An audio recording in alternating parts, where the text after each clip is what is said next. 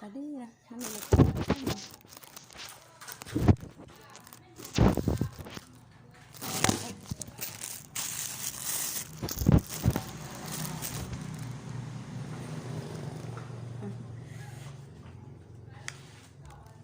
ก็หลีกันนะ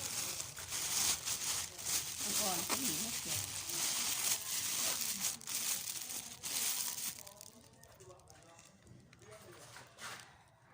เริ่มเย็นแล้วเนาะจ้าสุขภาพกันเด้อโอ้ชลีนี่ชลีเป็นหมดชลีสีแดงเนาะ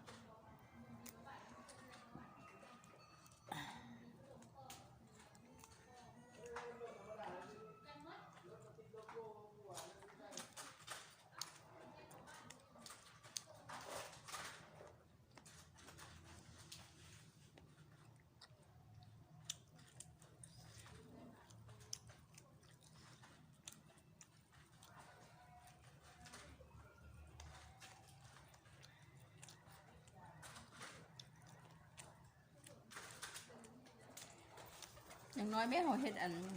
เมืองบงเนาะเขาแกะเราเขาเห็ดเมืองบงคือนี่เห็นป่ะเรียนแถวเนาะ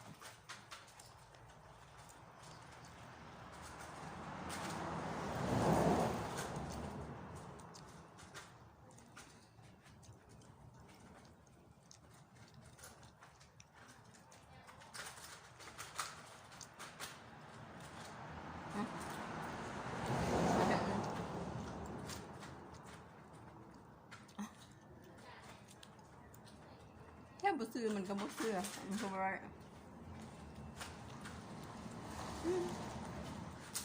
เจ็บมือเด้เล็บอัน